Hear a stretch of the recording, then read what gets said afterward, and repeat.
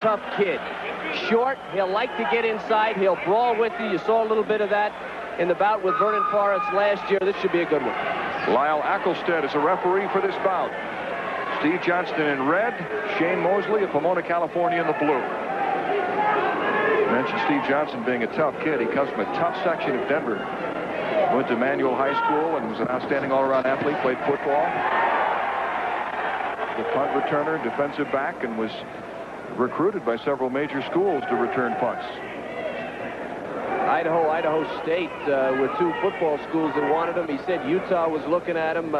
You talk to Shane Mosley, he feels he needs to be more aggressive to beat Johnston because Johnston will be aggressive. You can see Johnston, this is not unlike the fight with the taller McKee and the shorter Griffin. Johnston all over the taller Mosley, and he's going to press this fight. Did not like losing the title last year. Shane Mosley lost to Steve Johnston 21-17 in the semifinals of the Olympic Festival, and that began a very difficult year for Shane because the loss kept him out of the World Championships and the Pan American Games, and he said he had to go back to the drawing board. Felt he wasn't ready mentally, but he feels he's a much smarter, more mature boxer now. Johnston's been working on the left uppercut. Mosley has a left jab, moves his head well. Says he tightens up in big bouts, and this certainly for the national title is a big bout. And if you tighten up and you don't have that extension and you have a reach advantage, it could cause some problems. Three-time Olympic coach Pat Nappy, the godfather of U.S. amateur boxing, said a couple of years ago that Shane Mosley has the fastest hands of any U.S. boxer. Stevie pressing him, definitely pressing him. Johnston had a cold after his semi-final bout. He beat Patrick Washington in the semis, and he came out of it with a head cold. So the second and third round could be telling for Stevie Johnston. See Mosley stepping back and allowing those punches to miss, and then using that hand speed to land some shots. He really has quick hands.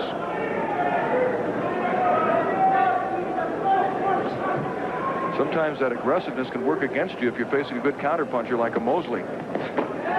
See, that's what Mosley does not want. Stevie Johnston wants to brawl. Mosley wants to keep his distance. Whoever is able to move the bout in their direction is going to have the upper hand. As you mentioned, they've met twice previously. Each boxer has a victory. Johnston straight ahead, trying to close off the ring. Mosley backpedaling and landing some punches. He was just cautioned for pinning Johnston's glove beneath his arm.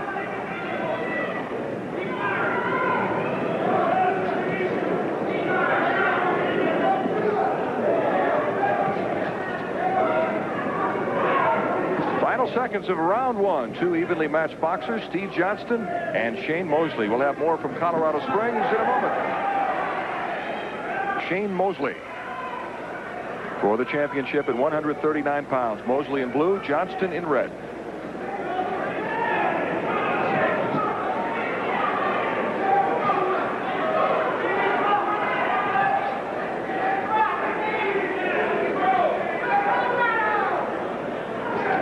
Good left by Mosley, snapping Johnston's head back.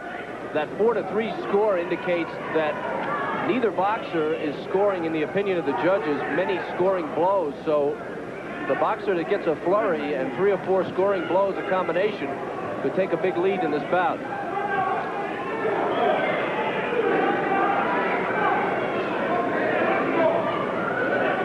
Shane Mosley is coached by his dad, Jack, who's in his corner tonight. Steve Johnston got started in boxing at the age of 14. His uncle Richard got him started.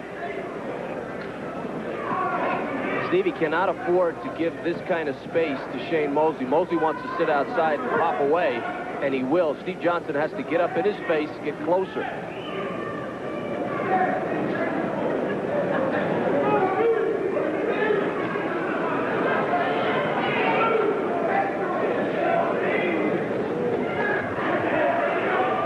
Flurry by Mosley, counter-punching, and a good left by Shane.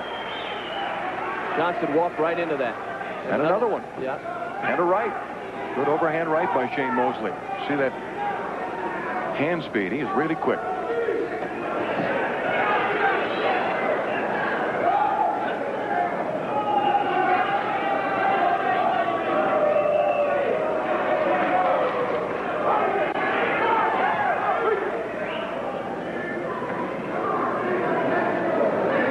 1 minute remaining in round 2. Good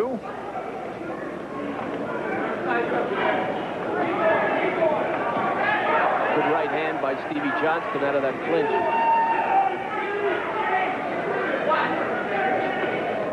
Johnston landing again with a left. Mosley back with a right.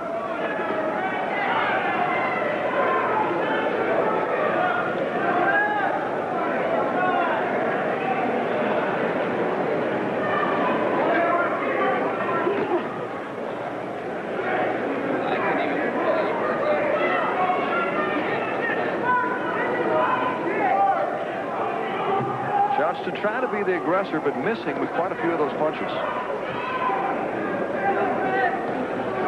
He's a little wary. He doesn't want to come too far inside, but I believe he's behind in this bout. And Steve Johnston will have to press Shane Mosley from a closer distance if he's going to catch up, score points. Johnston was just cautioned for butting. Good left by Johnston. Keeping his distance. I think if he moves in, he can steal this bout from Shane Mosley, but he cannot sit out there at arm's length. So this one is very much up for grabs, with Mosley ahead 10-9 as we go to the third and final round. Steve Johnston coming in. Remember the head cold in the semifinals. Third round could be tough for Steve Johnston if it's bothering him. We asked Steve if it's an advantage for him being from Colorado and being used to the altitude, and he said no, not really. Which surprised me because... Well, I played football out here in Wyoming, and I can tell you it is an advantage. If they didn't get 40 points on us in the first quarter, which they normally did, we usually could catch up by the fourth quarter. Caution to Steve Johnston for holding behind the head.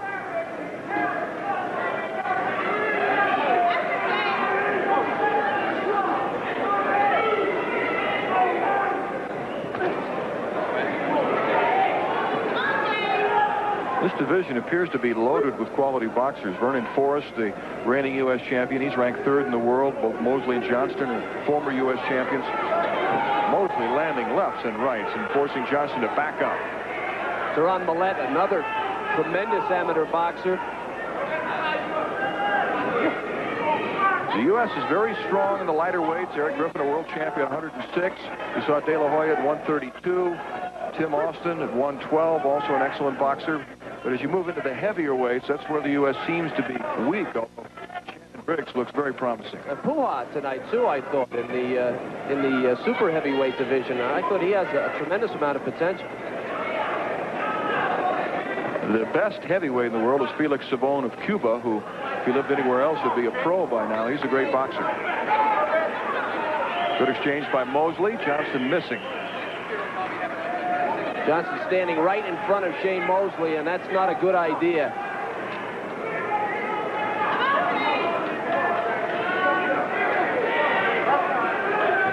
Johnston trying to keep the pressure on, but Mosley eluded most of those punches.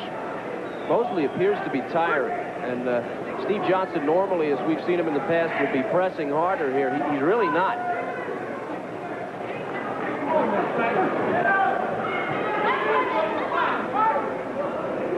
Stevie looks a little tired. I'm wondering if he thinks he's ahead in this bout. I wouldn't think so. I wouldn't think so either, but he's boxing like he's ahead. Mosley just hit him with a good right as Johnston was walking in.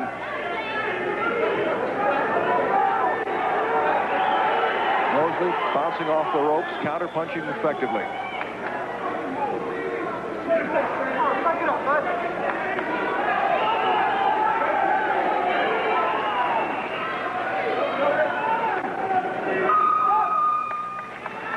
So it's all over at 139 pounds. Will it be Shane Mosley who's... Division in the blue corner,